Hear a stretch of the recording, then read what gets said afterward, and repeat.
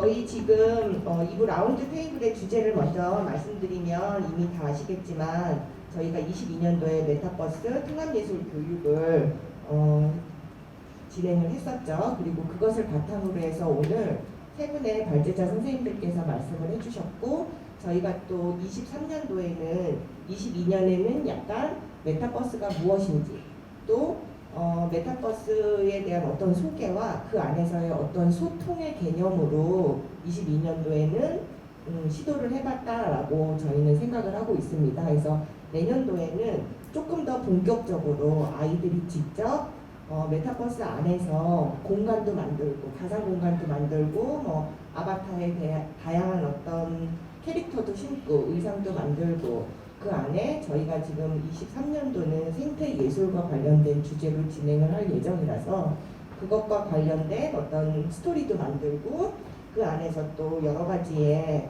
형태들을 시도해 보려고 하는 그런 계획이 있습니다. 그래서 그 계획을 실천하는 데 있어서 선생님들의 고견을 듣고 저희가 또 미처 생각하지 못했거나 아니면 저희가 가고자 했던 방향성이 옳지 않다라고 판단이 될 수도 있을 것 같아요. 오늘 말씀하시는 거 들어보면서. 그래서 그런 부분들을 저희가 조금 더 선생님들의 의견을 듣고 수정 보완해서 내년도에는 좀 더 나은 메타버스를 통한 예술 교육을 실천을 해보도록 노력하고자 오늘의 자리를 마련했습니다. 그래서 2023년도 메타버스 또한 통합예술 교육으로 진행할 예정이고요. 오늘 선생님들께서는 지향점 또는 방향성 또는 접근 방식 또는 장애 요인 또는 보완점 등등의 선생님들의 어떤 다양한 의견들을 내주시면 감사하겠습니다. 자, 시작에 앞서서 오늘 참석해 주신 토론자분들 소개해 드리도록 하겠습니다. 일단 가나다 순으로 제가 명단을 받았어요. 그래서 가나다 순으로 안내해 드리도록 하겠습니다. 중원대학교의 고병정 교수님 참석하셨습니다.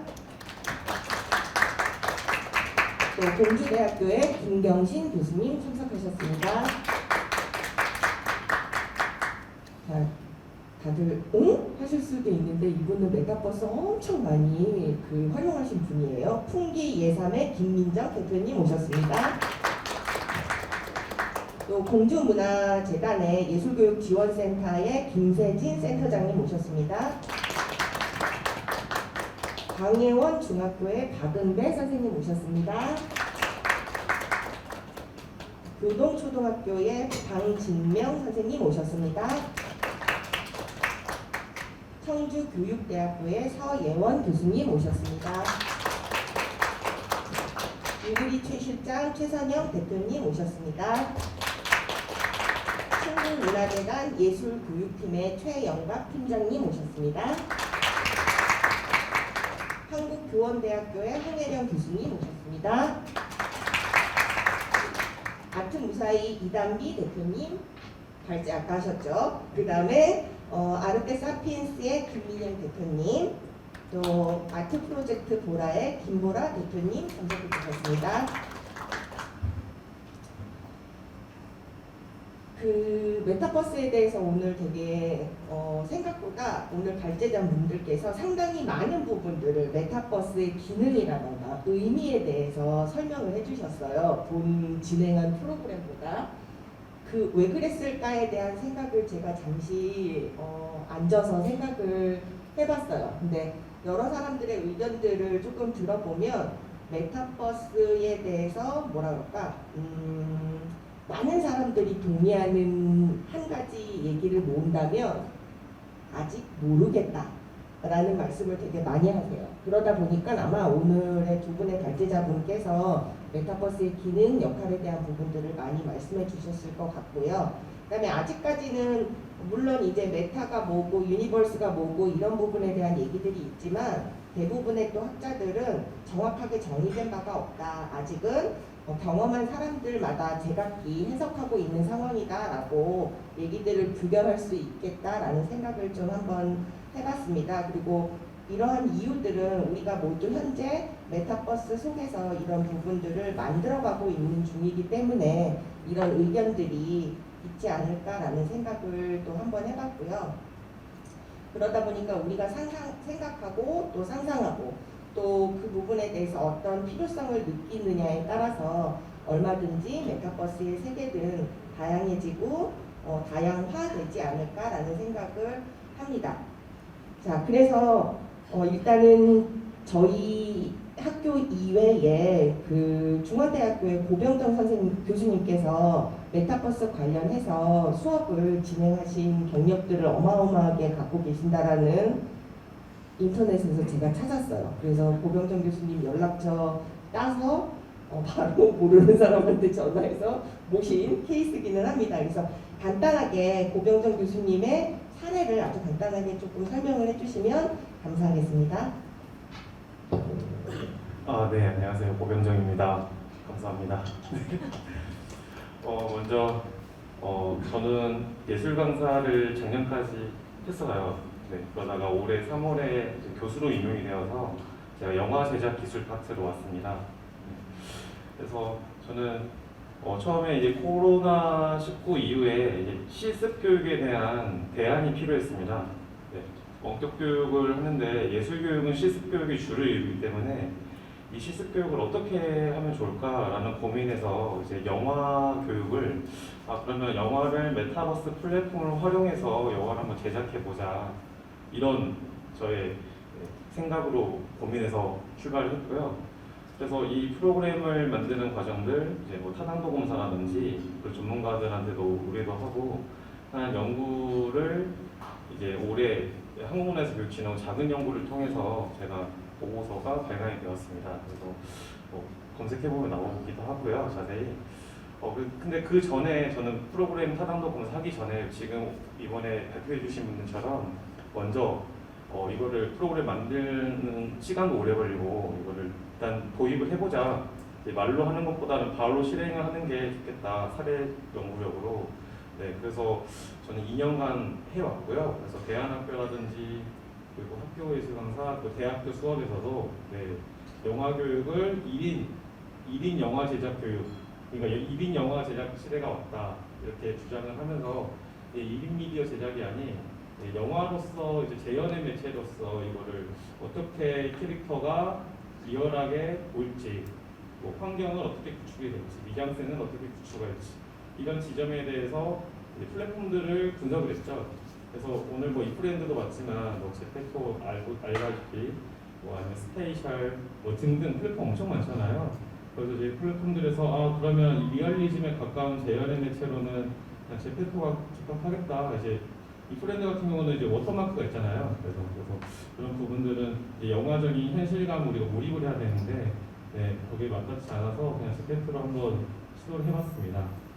그래서 제페토에서는 당연히 연기적인 요소도 이제 정확하진 않지만 심즈라는 플랫폼이 있어요. 심즈는 이제 외계어죠. 심즈 세계관의 언어가 있잖아요. 그래서 이제 유튜버들도 있는데 심즈 그 언어에 한국말로 더빙을 해서 제가 ADR, 이제 영화에서는 ADR 후시녹음이라고 합니다. 그래서 후시녹음도 하고 이렇게 스토리텔링을 이어나갔었죠. 그래서 어쨌든 그 제페토 안에서는 3인칭, 1인칭, 주관적 시점, 객관적 시점이 자유롭게 넘나들 수 있고, 또 내가 공간을 뭐 이제 무료 프로그램 블렌더 3D 프로그램으로 만들 수 있고. 근데 이제 보통 청소년들이 3D 프로그램 만들기 힘들어요. 영화 전문 교육, 영화를 전공한 대학생들조차도요, 오토덱스 3D 마야라든지 누크라든지 뭐 굉장히 얼리얼 엔진이라든지 이런 걸 다루기 되게 힘듭니다. 커리큘럼상 공학적으로도 많이 접근을 해야 되고요. 그래서 저는 이제 블렌더를 선택을 했고 무료 프로그램으로 진행을 했습니다. 그래서 제페토 같은 경우는 최근에는 이제 영리적으로 쓸 수 있게끔 이제 그 월드맵을 사용할 수 있게끔 허용했는데요. 근데 어쨌든 그것도 승인이 필요한 과정들도 있어서 좀 지금 메타버스 교육으로 도입하기에는 굉장히 현실적 어려움이 많았습니다. 그래서 저는 영화 제작 교육으로 이제 상영의 의미까지도 하는 과정을 교육을 한 바 있습니다. 너무 말이 길어서 죄송합니다. 한 가지 더 여쭙고 싶은 게 있는데요. 혹시 교수님의 그 경험을 기반으로 해서 아까 전에도 저희 선생님들의 사례를 좀 들으셨는데 나라면 어떠한 부분들을 좀 더 첨가해서 또는 어떠한 부분들을 삭제하고 진행을 하겠다라는 혹시 그런 나라면이라는 생각을 혹시 해보셨을까요? 아, 네, 저도 이제 많이 생각을 했죠. 이제 이미 교육부에서도 나라에서도 이제 메타버스를 화두로 삼아서 교육으로 많이 지금 도입하고 있잖아요. 근데 저는 문제점을 계속 제기해 오긴 했어요. 아, 이게 너무 요즘 학생들 뭐 리그 오브 레전드나 뭐 이제 현대 흐름에 되게 적합한 게임들을 많이 하는데 사실 제페토를 이용한 뭐 환경 구축 이런 것들은 이제 어른들의 관심사죠. 사실상은 예, 우리 공공기관에서도 그렇고요. 그래서 이거는 되게 실체가 없는데 되게 무의미하다 이런 주장을 해왔었습니다. 그 이유는 사실 2D 우리가 지금 오프라인으로 교육하는 것과 메타버스 교육하는 것 큰 차이가 없어요. 오히려 메타버스에서 교육하는 게 더 힘들죠. 왜냐하면 안에서 또 한 번 스크린을 보고 PPT를 보고 교육을 받아야 되고 그러니까 그게 무슨 차이냐, 어떤 특별한 특이점이 있느냐, 여기가 문제점입니다. 그래서 이거를 해결하는 방안이 여러 가지가 있죠. 그 교수법이라든지, 뭐 흔히들 다 알고 있는 교수법 있잖아요. 플립러닝이라든지, 플립러닝에서 미리 공부를 해와서 학생들이 게임도 해보고, 뭐 즐기고 온 다음에 이거를 학생들이 어떻게 적용할지에 대한 피드백을 주는 네, 이런 교수법도 있을 것이고요. 네. 그렇지만 이제 신체 교육 같은 경우는 사실 스튜디오가 필요하죠. 이제 볼루메트릭 캡처 기술이라는 360도 스튜디오 캡처 기술 이런 것들은 사실 현실적으로 구축하기 힘들고요. 근데 그렇지만 그거는 잘 연계를 시키면 좋을 수도 있다는 생각은 되지만 많지 않습니다. 지금 현재 산업에서도 적용이 잘 안 되고 있는 부분이라서요. 네, 그래서 네, 교수법으로 해결해야 되지 않을까. 스토리텔링적인 측면에서만 잘 활용을 하고 온오프라인 블렌디드 수업을 해야 되지 않을까라는 고민을 하지만 현실적으로 그것도 없겠다. 그래서 저 같은 경우는 영화 교육은 시각적인 매체이기 때문에 메타버스에서 가능했었어요. 그리고 음악에서도 많이 하죠. 음악에서도 이제 청각적인 걸로 메타버스를 시청각적인 거 어떻게 조화롭게 이거를 몽타주할지 네, 이런 실험들을 하긴 하죠. 근데 이제 이게 아트랩 실험은 또 아니기도 하기 때문에 잘 많은 고민들이 필요하겠다라는 생각이 듭니다.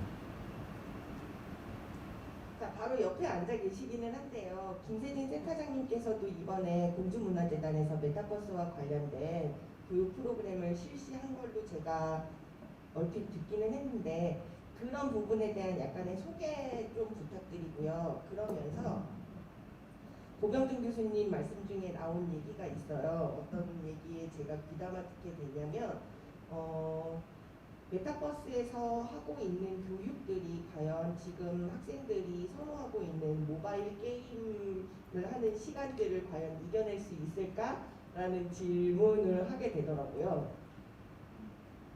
그러다 보니까 혹시 그것과 관련돼서 경험을 바탕으로 해서 메타버스 속에서 지금 현재로서의 예술 교육은 이렇게 접근했으면 좋겠다라는 의견 있으시면 부탁드리겠습니다.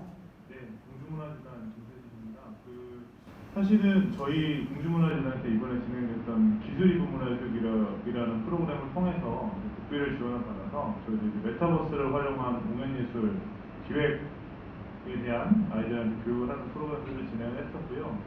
커리큘럼은 사실 오프라인 반, 온라인 반 이렇게 진행이 됐어요. 그래서 온라인으로 진행됐던 거는 실제로 이제 무대를 만드는 형태. 그래서 이제 내가 출연하는 곳을 만들고 캐릭터를 만들고, 그러니까 예를 들면 그러니까 출연자와 그러니까 무대를 만드는 형태가 진행이 됐었고, 오프라인 강의 같은 경우에는 그 무대를 이해를 돕는, 그래서 예를 들면 조명, 음향에 대한 그런 공간에 대한 저기를 돕던가, 아니면 실제로 현장에서 같이 본인들이 같이 활동을 하면서 관객들하고 이제 온라인에서만 아니라 실제 관객하고 온라인 관객들을 동시에 느끼는 형태. 그래서 이제 무대 이해를 돕기 위한 프로그램을 진행했었었는데, 사실은 좋은 점은 사실 코로나19 상황에서 무대를 사실은 약간은 두려워하는 학부모님들이 계시는 상황에서 그거를 잘 활용할 수 있었고, 그걸 통해서 다시 공연 쪽에 대한 관심이라든가 이런 것들을 많이 돌리고, 특히나 그 중에서는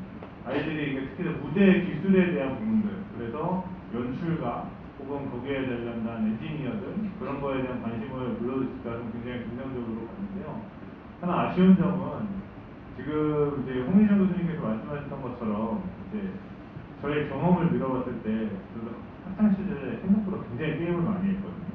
근데 사실 지금 메타버스의 기반으로 되는 것들이 사실 이 시스템 자체라고 하는 거는 예를 들면 지금 말씀하신 리얼 엔진이라든가 이런 그래픽 모션에 대한 부분들을 기본적으로 가지고 있고 최근에 그래픽 같은 경우도 굉장히 많은 기술이 발전하면서 이제 트레이닝 상태라고 정말 실사를 다 표현할 수 있는 기술 같은 경우들 그것들이 이제 제 경험에서는 사실 저는 이제 문화 투자 쪽에서는 그런 IT나 이쪽에서도 굉장히 투자를 많이 하는 편인데 돈 대비 굉장히 많은 기술들이 발전해왔고 실제로 현실의 실사까지 반영할 수 있는 기술이 발전되었음에도 불구하고 그런 것들을 아직까지 학생들에게 교육의 플랫폼으로서 사용하는 방식은 좀 아쉽다. 왜냐면 저는 사실은 한참 동안 말이 많이 됐었던 게임의 문제점은 저희가 지금 요즘에 얘기하는 이 메타버스에 대한 아이들이 저는 그 몰입에 대한 부분들 그래서 이거를 내가 실제 내 경험으로 어떻게 다시 환원할 것인가에 대한 부분인데 게임은 거기서 과몰입을 요구하죠. 그래서 보상 체계가 있고 게이미피케이션을 통해서 뭔가 성취해야 내가 이거 그걸 계속 도전하게 하고 한 사람이 아니면 여러 사람들이 커뮤니티를 이뤄서 그거를 같이 공유를 하고 그거를 통해서 또 분배의 개념을 가지는 어떤 그런 사회 체계를 만들어 가는데 현재 상태에서는 보상 체계라고 하는 것들이 뭔가 하나의 목표 지점보다는 다수가 누릴 수 있거나 아니면은 이제 보통 플랫폼을 제공하는 측면에서의 어떤 상품성을 기반으로 한 어떤 디자인된 뭐 의상이라든가 머리 스타일이라든가 이런 것들을 중심으로 하기 때문에 제 생각에서는 이제 교육으로서의 플랫폼을 메타버스를 활용하려면 그런 몰입을 조금 더 요구를 하고 그리고 이제 제가 사실은 바라는 혹은 이제 여기서 궁금한 것 중에 하나는 저희가 특히나 이 예술 강사를 중심으로 어떻게 메타버스를 활용할 것인가에 대한 포럼이니까요. 전통적인 예술 강사가 갖고 있는 내 예술 교육의 문화예술 교육에 대한 방향성 혹은 방식이라든가 이런 것들을 메타버스에 맞추는 게 아니라 그 메타버스가 내가 갖고 있는 교육 프로그램을 어떻게 맞춰올 수 있을까도 사실 논하는 자리가 돼야 될 것 같거든요. 그래서 그런 부분들도 좀 많이 들으러 왔습니다. 네, 김세진 센터장님의 질문을 받아서 여기 계시는 선생님들께 이런 질문을 공통적으로 해드리고 싶기는 한데요. 모든 분이 다 답변하지는 않으셔도 되고 생각나는 의견 있으시면 말씀해 주시면 감사하겠습니다.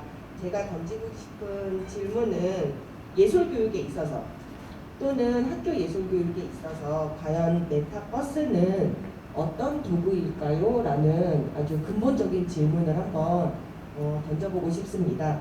혹시 생각나시는 대로 말씀해 주시면 좋을 것 같아요. 저도 좀 여러 가지 생각을 해보고 방금 김세진 선생님께서 기술이든 문화예술 교육이면 저는 이번에 고려문화재단에서 참여를 했었거든요. 그때 저도 움직임 파트를 맡으면서 진짜 많은 생각을 했었어요. 아이들 초등학생을 또 대상으로 하다 보니까. 근데 우선은 메타버스의 특징인 시공간 초월이 사실 되게 크게 작용하는 것 같긴 해요. 왜냐면 저희가 수도권에서는 굉장히 많은 예술 교육들이 또 이루어지고 있지만 지역에는 공연도 안 오는데 예술 교육까지는 더더욱 많이 안 퍼져 있다 보니까 메타버스는 그 점을 좀 보완할 수 있지만 동시에 기존의 예술 강사의 어떤 가치관이라든지 아니면 예술 교육의 목표나 그런 어떤 의도가 조금씩 변형이 되는 건 사실인 것 같아요. 실제로 뭔가 오프라인에서 예술 교육을 할 때 예를 들어 미술이나 무용이 직접 체험하는 게 조금 더 중점이 돼야 된다면 메타버스에서는 아직까지 지금의 플랫폼이나 기술들로는 경험을 제공하는 정도 이런 게 있다. 그리고 흥미를 유도하는 거에 저희 좀 포커스를 많이 맞췄던 것 같아요. 실질적으로 기술이 조금 지원이 돼서 말씀하신 볼륨메트리를 직접 할 수 있다든지 하면은 너무 좋겠지만 그런 부분들은 예술교육 사업의 예산에는 턱없이 비현실적이기도 하고 하다 보니까 저는 조금 더 이 메타버스는 예술교육에 있어서 경험을 좀 제공해주는 역할을 더 많이 한다고 생각을 하고 있어요. 메타버스를 활용하는 경험을 말씀해 주시는 거죠. 지금 일단은 학생들이 메타버스를 교육으로서 한번 접근해보고 경험해보는 게 먼저 중요할 것 같다. 이렇게 해석을 하면 되겠죠? 네, 감사합니다.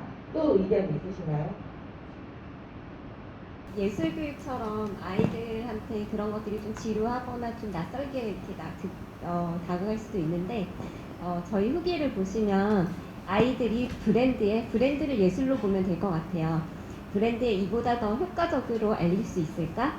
풍기의 삶 데이, 브랜드 데이 메타버스에 탑승, 딸아이랑 풍기의 삶 설명도 듣고 OX 퀴즈도 풀고 춤도 추고 너무 즐거웠어요. 푹 빠져서 좋아하는 아이를 보니 이건 뭐 메타버스가 이미 왔구나 싶습니다. 하요랑 같이 캐릭터를 만들고 했는데 하요가 더 재밌어 했어요. 여기서 하요는 1학년 딸아이 학생이고요. 제가 춤을 추니까 엄마 부끄럽냐고 무대에서 잘 안 보이니까 앞으로 나가라고 마지막에 딸과 함께 한 동작 맞춰서 할 때 짜릿했어요. 이런 것들이 저희 풍기예산 브랜드 데이를 했을 때 30대, 40대 주부들과 함께 참여했던 아이들의 후기예요. 그 위에 두 개의 후기는 이제 저희 고객들의 후기인데 풍기예산이란 홍삼 브랜드를 저는 운영을 하고 있고요. 2021년에 메타버스 이프랜드에서 브랜드 데이를 개최한 이후에 정기적으로 메타버스에서 고객들과 소통을 하고 있습니다. 저희 고객층들은 이제 3040 주부들인데 저희 브랜드 데이를 진행을 하면 그 고객들뿐만 아니라 또 그 남편분들이나 아이들이 꼭 같이 이렇게 참여를 하더라고요. 그래서 소백산 전기받는 댄스를 또 같이 한번 배워보고 가상세계에서 아바타를 통해서 게임에 또 참여를 하고 댄스 배틀도 했고요. 그러면서 아이들이 브랜드를 알게 되고 지역을 알게 되더라고요. 저희가 이거를 그냥 교육으로 했다고 하면 아이들이 과연 이걸 앉아서 그렇게 들었을까요? 그래서 저는 이제 메타버스가 아이들뿐만 아니라 가족들이 함께 즐겁게 하나가 될 수 있는 매개차라고 생각을 하고 또 어렵게 받아들일 수 있는 예술교육 같은 경우도 저희 풍계예산 브랜드 데이가 했는데 왜 예술교육이라고 못하겠습니까? 저는 그렇게 생각합니다. 마이크 잡으셨는데 김 교수님. 네. 저는 일단은 제가 듣기로는 이제 알파 세대가 16세 이하라고 알고 있는데 지금 말씀하신 그 대상도 어린 친구들이잖아요. 저희하고는 뇌 구조가 많이 다르다고 알고 있습니다. 그래서 저희 같은 경우 지금 저는 인스타나 뭐 이런 SNS는 전혀 안 하는데 지금 16세 이하 학생들이 하교를 하면서 가상세계에 접속을 한다고 인식을 하고 있대요. SNS에 친구들하고 소통을 하는 거죠. 근데 저희나 지금 현재 대학생들만 해도 그게 왜 가상세계야? 그냥 문자 주고받는 건데 라는 생각이 있는 것처럼 그 대상을 생각하면 메타버스와 무용교육뿐만 아니라 다른 예술교육, 뭐 일반 교육도 저희가 고민을 많이 해봐야 되는 문제고 하지만 저는 이 비판적인 입장도 되게 커요. 하지만 이 무용학과 선생으로서 학생들한테 수업을 지난번에 이 프렌드를 같이 계정도 만들고 뭐 교과 과정을 바꿔서 하기에는 뭐 시간이 2년이라는 시간이 걸리기 때문에 워크샵이라는 수업에서는 제가 하고 싶은 걸 다 할 수 있는 수업이라서 거기서 이제 수업을 진행을 해봤지만 지금 대학교 1, 2학년 학생들도 그거에 대해서 이게 좀 반감이 있고 어려워하는 친구들이 많습니다. 일단 한 학기 경험을 수업에 적용시켜 보는 거로는 그렇고요. 또 이 창작자로서 저는 뭐 교육자보다 창작자의 그 마인드가 더 큰 상황이라서 지금 여기 기획자분들도 계시겠지만 간혹 가다가 보면은 영상을 이렇게 봐도 본인은 영상을 안 본다. 실제로 공연을 보는 거와 너무 차이가 크다. 심지어 이제 이 메타버스에서 이런 무용 작품을 캐릭터를 통해서 올리는 걸 보면 저는 감흥이 없거든요, 전혀. 네.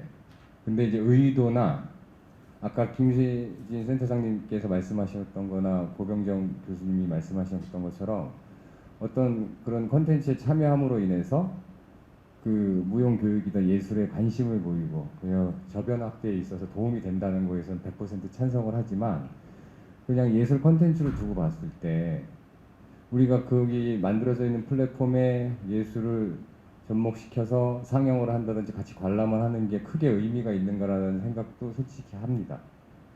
그래서 그거 말고 다른 거 없을까라고 생각을 해서 저는 작년부터 이제 물론 이프렌드나 이런 데 기능이 있는 거지만 일반인들도 쉽게 안무를 하는 앱을 개발을 하고 있거든요.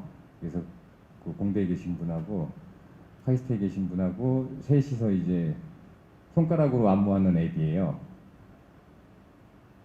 그래서 무용수들 한 동작 몇천 개를 모션 캡처해서 그것들을 이렇게 누르고 뭐 이렇게 스티칭 기술을 해서 자연스럽게 연결하고 이런 걸 이제 상용화하려면 돈이 많이 들고 시간도 걸리겠지만 그렇게 조금 더 전문적으로 나만의 안무를 해서 독창적인 안무를 일반인들도 쉽게 손가락으로 그거를 뭐 NFT로 내 작품처럼 판다든지 가상 세계에서 그러려면 어떤 기술을 개발을 해야 되는 있는 기술을 예술가들이 활용을 하는 걸 넘어서서 예술가들이 원하는 기술을 또 기술자들이 만들어주는 이게 시스템이 만들어져야 된다고 저는 생각을 하는 거고 그 정도 생각 안 해서 지금 계속 여러분들의 의견 들으면서 또 수용할 건 수용하고 또 제가 반박할 건 또 반박하고 이게 지금 있는 중에 어떻게 우연치 않게 이렇게 마이크가 와서 몇 말씀 드렸습니다.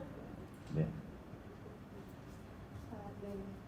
저 토론자님들 말씀 들으면서 이어서 말하고 싶은 것은 질문은 메타버스는 교육에서 어떤 도구인가라는 질문이었던 걸 기억해요. 그 토론자분들께서 얘기했던 걸 듣고 나서 그냥 문득 드는 영감은 그 도구라고 말씀하셨잖아요. 그렇기 때문에 저희의 모든 시간이 부서지고 생기는 시간이 아니라 도구일 뿐이라고 저는 생각해요. 그렇게 바라보자면 이제는 교육이라는 거꾸로 도구를 어떻게 라는 말이 아니라 어떻게도 중요하지만 교육이라는 정의 그리고 그 범위가 사실은 이미 확장되었다라는 생각이 저는 듭니다. 그래서 저희한테 우리가 예술 교육은 어떻게 할 것인가, 교육이라는 걸 난 어떻게 알고 있었는지 그 범위는 어느 정도인지를 먼저 생각하게 되더라고요. 그랬을 때 김세진 센터장님께서 말씀하셨던 것 중에 영감을 받았던 거는 게임을 할 때 성취, 도전, 커뮤니티, 분배 이런 것들이 오고 간다고 했잖아요. 사실 이것도 교육 안에 들어간다면 너무너무 이 도구 안에서의 키워드가 될 것 같다는 생각을 했어요. 그렇다면 우리에게 교육에서의 성취란 너무너무 다른 부분이죠. 매개자가 일방적으로 가져가야 되는 성취뿐이 아니잖아요. 사실 이 안에서는. 그렇기 때문에 성취, 도전, 커뮤니티까지 되는데 분배라는 무엇이 있을까 생각했을 때 정말 물질적인 것도 있지만 정말 피드백이라든지 그걸로 인해 자기가 얻을 수 있는 분배라는 게 굉장히 다양하게 생겨날 것 같다는 생각도 들어서 되게 영감을 받았어요. 그러면서 생각했던 것은 이 도구의 사용, 어떻게라는 응용도 중요하지만 그 전에 교육이라는 정의와 범위가 이미 확장되지 않았을까라는 생각을 들고요. 그 도구 중에 도구로 다시 돌아와가지고 가장 매력 있는 건 협업을 할 수 있는 도구라고 저는 생각이 들었어요. 말하자면 협업 툴인 거죠. 그랬을 때 우리는 이 공간에서 진짜 직접 대면에서 만날 수 있는 협업 이외에 어떤 협업이 또 오고 갈 수 있을까를 또 질문할 수 있게 되는 부분인 것 같습니다. 김보라 안보관님께서 짚어주셨는데 제가 도구라고 그 단어를 선택해서 사용했던 이유는 저는 제 개인적으로는 메타버스를 교보제 개념으로 인지하고 있습니다. 결국에는 우리가 메타버스에서의 예술 교육이 뭐 좋다 나쁘다의 어떤 그런 개념보다는 또 다른 세대가 지금 이제 탄생이 되고 살아가기 시작을 하면서 그들에게 있어서는 단지 그냥 또 다른 소통의 매체일 뿐이라는 생각이 들거든요. 그래서 그들과 함께 이해하고 뭔가 접목하고 교육하려면 함께 호흡을 하려면 그들의 언어와 그들의 소통 방식들을 우리도 수용해야 되지 않을까라는 생각이 들어서 그래서 메타버스라는 어떤 매체를 선택을 했고요. 제가 생각했을 때 아까 김민영 PD님도 말씀을 해주셨는데 이제 오큘러스 1세대를 제가 늘 향유를 하고 있다가 얼마 전에 거금을 들여서 3세대를 샀거든요. 그래서 오큘러스를 통해서 이제 VR로 통해서 받아들이고 있는 세계가 결국에는 진짜로 메타버스의 세계가 아닐까라는 생각이 드는데 아직은 고가이기도 하고 아직은 또 그거에 대한 어떤 방식들이 이렇게 자유스럽게 사용할 수 있는 것들은 아직은 아니라서 그런 개념으로 봤을 때에는 지금 할 수 있는 어떤 이 플랜들을 통한 어떤 메타버스에서 어떻게 하면 학생들과 접점을 찾을 수 있는지에 대한 기성세대로서의 노력이 있어야 되지 않을까라는 생각을 조금 해봤습니다. 그러면서 실제적으로 방진명 선생님하고 박은배 선생님은 이번에 미비하게나마 저희의 아주 소소한 메타버스를 직접 참여를 해주셨어요. 그래서 아이들의 반응, 그 다음에 선생님들 입장에서 학교 교육 안에서 메타버스를 실시해 봤더니 하면서 선생님들의 의견을 조금 첨언을 해주시면 감사하겠습니다. 제가 먼저 얘기를 좀 드릴게요. 저는 광의원 중학교 교사 박은배입니다. 그래서 중학교에서 이 메타버스 예술과 춤추다를 이제 제안을 받고 사실은 이제 고민이 되게 많이 됐거든요. 이걸 학교 현장에 그리고 이제 짧은 고민 시간에 비해서 들여와서 이게 어떤 교육적인 효과가 있을까? 사실은 현장에서는요, 교육적인 효과를 감안해야 되거든요. 그리고 이게 10차시로 운영이 되는 것이었고, 근데 이제 메타버스가 무엇이어야 되느냐, 그 정체성에 대해서 얘기를 해주시면, 메타버스는 매개체라고 저는 생각을 했습니다. 그러니까 저희 광의원 같은 경우는 지역에서 이제 진천에서도 상당히 이제 멀리 이제 존재해 있고요. 그리고 이제 수도권에서 이제 느낄 수 있는 그런 문화적 그런 내용들을 더더욱이나 이제 갖지 못하는 그런 환경이거든요.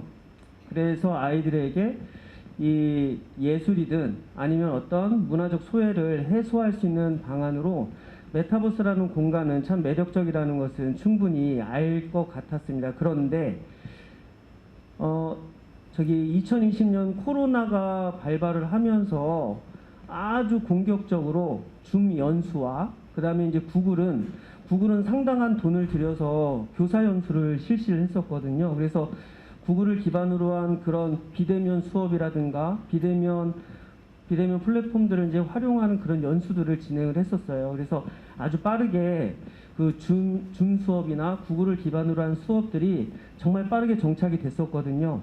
그런데 메타버스를 들이댔을 때 메타버스에 대한 이해를 갖고 있는 거는 학교에서 저희가 이제 33명의 교사가 있는데 제가 물어봤거든요. 교무실 돌아다니면서. 근데 메타버스를 얘기했을 때 정말로 1% 정도, 그러니까 3명이거든요.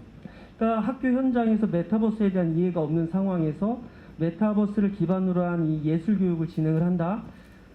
사실은 거기에서 좀 한계가 아까 이제 장애라고 하면 학교 현장에서 이제 교사가 이해하는 정도가 일천하다는 거죠. 그러면 제가 그거를 이제 선생님들한테 이제 물어보면서 돌아다니면서 이제 물어보면서 느꼈던 바는 그러면 줌 연수나 구글 연수를 그렇게 공격적으로 했듯이 이 메타버스에 대한 그런 연수 또한 교육청 차원이 되었건 이런 이제 개발을 해서 교사 연수가 좀 필요하겠다. 그리고 그게 이해가 된다고 하면 교사 안에서 이제 그 전문적 학습 공동체를 활용한 뭐 공동 연수를 진행한다던가 이런 노력이 좀 학교 현장에서 필요하다라는 생각이 들고요. 그래서 첫 번째는 이 메타버스를 정말로 효율적으로 활용하기 위해선 학교 현장에서 이해를 하고 있는 교사가 양쪽으로 늘어나야 된다라는 것. 그 다음에 두 번째는 교육적인 부분에서 볼 때 제가 저희 이제 수업은 이제 담비 선생님께서 해주셨는데 잠시 그 생각은 했었어요. 이게 너무 빠르게 진행이 되다 보니까 담비 선생님께서 어떤 수업을 하실지를 제가 몰랐어요. 그러니까 제가 모르다 보니까 학생들한테 이해시키는 거나 아니면 임장에서 들어간 선생님들한테 이해시키는 부분이 너무나 없었다는 거죠.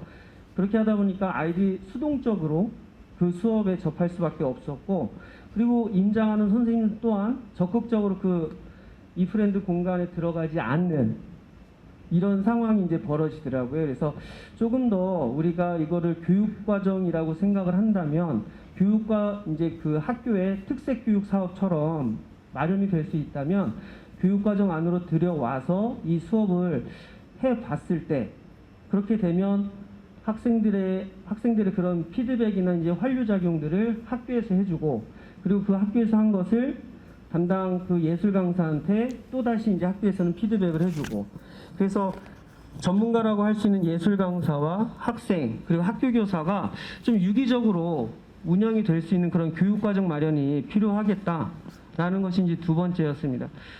그리고 마지막으로 얘기 드리고 싶은 건 사실 다양한 교육적인 방법을 학교 현장에서 많이 시도를 하거든요.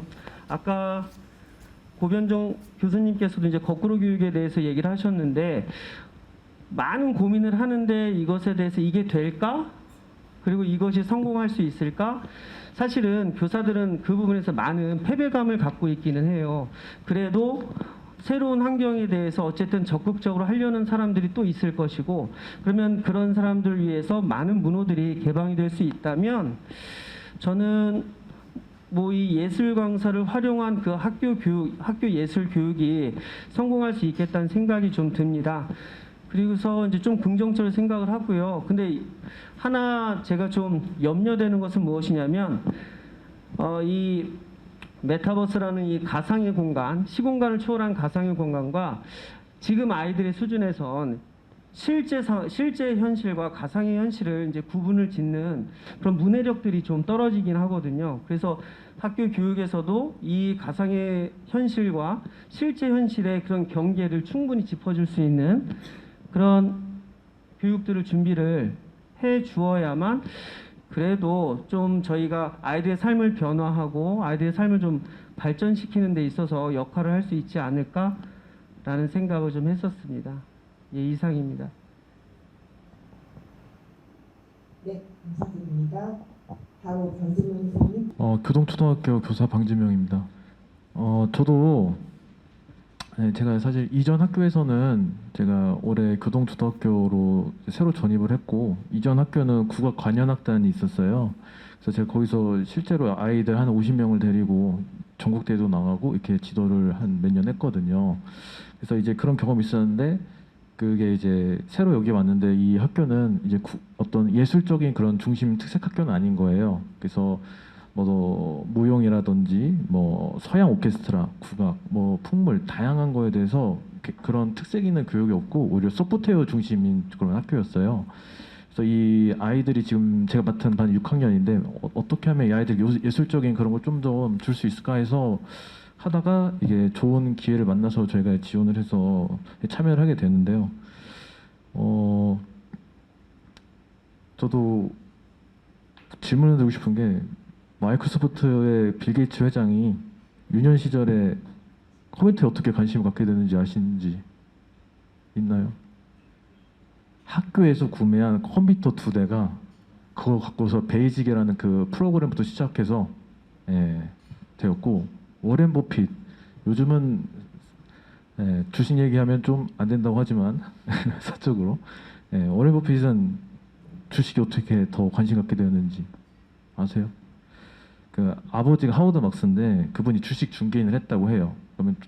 그러면 거기서 갖고 온 그 종이 있죠, 주식 거래한 거기 티커, 애플이면 AAPL, 마이크로소프트면 MSFT 해서 이런 티커를 분석하는 것부터 해서 관심을 가졌다고 합니다. 그래서 저는 아까 말씀해주신 김민현 대표님이나 김변신 교수님이나 옆에 계신 교수님들의 그런 말씀처럼 경험적 측면을 제공하는 것 자체만으로 해도 이 초등학교 아이들한테는 굉장히 도움이 된다는 것에 굉장히 그 말씀에 공감합니다. 그래서 이런 성장기 학생들한테 이런 경험의 틀을 제공하는 것이 중요한 기회라고 생각하고요. 제가 실제로 이제 꽤 굉장히 다른 초등학교 학생 학교 외보다 좀 10차시 이상 거의 참여를 했는데요. 일단 학생들의 반응이 굉장히 다양하고 신선했어요. 아무래도 이 프렌드라는 공간 안에서 실제 자기가 아바타를 꾸며서 창의적으로 개성있게 꾸며서 하다 보니 예를 들면 그냥 우리가 학교 현장에서 틀어주면 그냥 몇 명 학생들만 집중해서 보는데, 여기 일단 자기가 직접 다르게 참여하니까 반응도 신선하고, 또 거기서 이제 이 프렌드에 있는 캐릭터들이 이제 모션 캡처로 이렇게 만들어가지고 춤을 출 수 있는데, 그러니까 그거를 이 아이 어떤 하나가 이렇게 표현하더라고요. 그러니까 저도 그게 놀랐는데, 실제 현실에서 자신이 출 수 없는 춤선과 리듬감이 나온대요, 그 캐릭터가 하면. 그래서 가상 세계에 나는 지금 내가 할 수 없는 또 다른 표현을 할 수 있구나. 그래서 내가 할 수 없는 거를 그 세계에서의 나는 할 수 있구나. 또 다른 나가 존재하는구나. 이 표현을 하는데 좀 놀랍더라고요. 6학년이 그런 생각을 한다는 것 자체가. 그래서 또 전통 문화 하면은 저희가 이제 보통 뭐 많은 걸 봤지만 같이 아이들이 굉장히 요즘은 아이돌이나 뭐 BTS든 블랙핑크든 이런 걸 많이 좋아하는데 또 그런 사람들에 대한 굿즈나 이런 거 사는 것도 굉장히 돈 아끼지 않아 해요. 근데 이제 이걸로 전통 문화를 보다 보니까 제가 학생들이 직접 쓰게 했거든요. 수업을 듣고. 그러면 전통 문화를 그 춤을 뭘 알고 그 내용을 알고 너무 멋있고 다음에 기회 되면 그걸 좀 검색해서 보고 싶다. 전통 문화. 그래서 이렇게 하는 것 자체가 전 좀 놀라웠고요. 그래서 좀 이제 이게 교육적인 효과로 혹시 예술적인 소양 말고도 다른 걸로 확장된다면 좀 더 좋잖아요. 그래서 개인적으로 교실에 영향을 준 사례가 있는데 등교를 하고 아이들이 아침 활동 시간이 있어요. 수업 전에 잠깐 한 10분에서 20분. 그때 가끔 춤추고 싶다는 아이들이 등장해요. 좀 이렇게 6학년이다 보니 아무래도 여학생들이 춤에 관심이 많잖아요. 예전에는 왜 저래 왜 나와 그랬거든요. 근데 제가 이거 플랫폼 하면서 애들이랑 단체 저기 뭐 군무도 추고 또 이런 거 하다 보니까 애들이 갑자기 그 다음에 애가 나왔을 때 야 오 하면서 한 두세 명이 더 같이 넣어서 춰요. 그러니까 인성교육인 측면으로도 조금 달라진 거죠. 그래서 아무래도 춤의 즐거움, 뭐 어떤 그런 이유를 아니까 서로 공감하고 위해서 좀 응원하는 문화를 바꿔서 저는 이런 것이 오히려 그 교육과정의 음악의 뭐 표현, 감성, 생활화 이런 영역이 있는데 이게 진짜 생활화, 인성, 예술 소양에 긍정적인 영향을 준 부분이 아닐까 이렇게 생각하고 있습니다. 유독초등학교 방과후 이름이 이 상황에서 이제 아이들이 실제로 만나면 효과가 더 극대화가 되겠죠. 교육이라는 거에 그러니까 교육이라는 거에 대한 개념 자체도 이제는 아이들에 맞춰 변해야 되지 않을까라는 생각이 들더라고요. 그러니까 저희 기준에서 교육은 자꾸 뭔가 강의가 돼야 된다고 생각하고 지식 전달을 해야 되거나 아니면 이거를 통해서 얻어가는 게 있어야 된다라고 생각을 하는 게 좀 있는 것 같아요. 그래서 저도 기술이고 문화예술 교육을 하면서 저희가 기술적으로 하는 걸 보고 모니터링하고 아이들이 뭘 얻어가냐고 말씀을 하시는데 저희는 어떻게 모니터링 하시는 분이 저런 말을 할 수 있지. 예술 교육은 반드시 내가 뭔가 지식을 얻어가는 게 아닌데 물론 이제 어떤 효과가 있냐를 말씀하신 것 같은데 그래서 저도 생각을 해보게 되더라고요. 예술 교육이 무언가를 꼭 주어야 하는 것인가? 그럼 이걸 어떻게 잘 해결해야 될까에 대한 고민들이 되게 많았는데 이번에 저는 제가 한 예술 교육의 목적은 예술에 대해서 아이들이 조금 더 그냥 재미있는 거다. 좀 동기부여가 되는 아까 어떤 친구가 말한 것처럼 나중에 궁금해서 관심 있으면 검색해볼 정도 되는 그런 경험을 좀 주는 것만으로도 좀 성공적이었다고 생각하고 김경식 교수님께서 말씀하신 것처럼 이번에 졸기 현장이랑은 완전 다르기 때문에 이제 그런 흥미를 가진 친구들이 현장에서 직접 선생님 그 부분은 제가 대상이 저는 뭐에 꽂혀 있냐면요 전문 무용 교육생에 꽂혀 있는 거예요. 그래서 지금 이야기를 나누면서 안 그래도 죄송하다고 사과를 하려고 몇 글자 적어놨는데 지금 일반 초등학생들이나 일반인들 대상하는 거 너무 좋죠. 근데 저는 아까 전에 이제 제가 대상을 잘못 파악한 게 저는 전문 무용 전공생들 내 수업에 이제 접목시키는 사례를 말씀드렸고 그건 제가 정정하고 가겠어요. 말씀 끊어서 죄송합니다. 네, 그래서 저는 그런 게좀 꼭 그런 부분에서는 그래도 의미가 있을 것 같아요. 그러니까 저는 김민정 선생님 얘기하신 거에 조금 다른 의견인 게 저는 모니터링 하신 분이 뭘 얻어갈 수 있냐라고 얘기하실 때요. 당연히 예술이시니까 얻어가실 수 있지라고 얘기를 해요. 왜냐면 예술이라고 하는 게 그 오래된 역사를 거쳐서 계속 유지해 오는 거는 기본적으로 예술이라는 것 자체의 창의라든가 되게 다양한 새로운 것에 대한 욕망이 있기 때문에 그거를 경험하는 것 자체로도 얻어질 수 있는 게 있다고 생각을 하거든요. 다만 제가 학교에서도 전 중학교에 잠깐 있었었는데 그때 느꼈던 거는 예술은 학교를 평가하는 거에 대한 이제 특히나 이제 좀 관리직에 계신 분들은 뭔가 알리고 대외적으로 아이들에게 하는 그런 굉장히 좋은 그런 거에 대한 방식이라고 생각하시는 경우가 가끔 있어서 저도 합창단 만들고 막 이런 거 했었거든요. 근데 그런 것 같아요. 저는 오히려 그래서 지금 제가 이렇게 메타버스를 이번에 프로그램 해보니까 메타버스라는 이 플랫폼은 굉장히 좋은 도구고, 근데 다만 사회 전체에 아직까지 익숙해지지 않은 상황에서 특히나 아이들을 대상으로 우리는 문화예술 교육을 많이 하고, 아직까지는 제가 봤을 때는 시니어 계층보다는 아이들이라든가 청년들을 대상으로 많이 접하고 있는 것 같거든요. 그러면 제가 이번에 느꼈던 거는 이런 거였어요. 아, 그러면은 정말 공주에 있는 교육청이 우리 좀 도와줬으면 좋겠다라고 느꼈던 게, 공주에 있는 프로그램을 할 때 메타버스로 교육 프로그램을 하는데 아이들을 모으기가 너무 힘들어요. 근데 아이들을 모았을 때 몇 명의 대상으로 하는데, 아까 홍 교수님 얘기하셨던 것처럼 교구가 사실은 아주 저렴하게 하기는 좀 그런 부분들이 있고, 근데 그럼에도 불구하고 제가 얼마 전에 어디 워크숍을 갔는데 그 얘기는 하시더라고요. 메타버스가 이렇게 확산될 수 있었던 건 기기 자체가 엄청나게 저렴해졌기 때문에 그렇다라는 얘기는 하셨어요. 그러니까 실제로 기술을 갖고 있는 IT 쪽에서 봤을 때는 지금 메타버스는 말도 안 되게 가격이 떨어진 거라는 얘기는 하시더라고요. 근데 그 대중화가 성공한 이 플랫폼을 가지고 비싸다고 얘기하면 안 된다고. 그런데 그 플랫폼을 우리는 아직까지도 일반적인 문화예술 교육의 프로그램을 봤을 때는 한 사람당 들어가는 게 최소 몇백만 원이라고 생각을 한단 말이죠.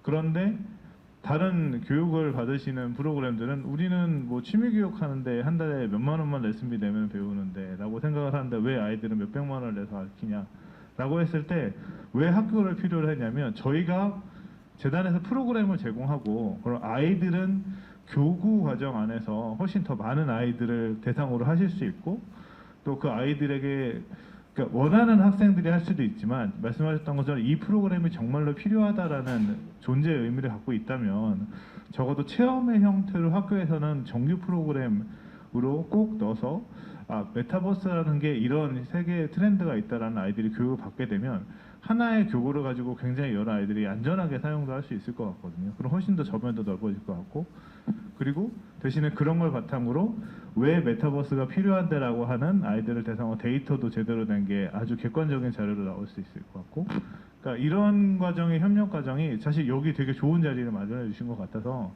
네, 감사하고요. 하여튼 그래서 앞으로 계신 분들 오늘도 명함 다 받아가지고 이렇게 좀 나중에 좀 엮으시는 것도 찾아봐야겠다는 생각을 했습니다. 예. 저는 방진명 선생님께서 말씀해주신 아이들의 반응에 대해서 되게 경청하게 됐고요.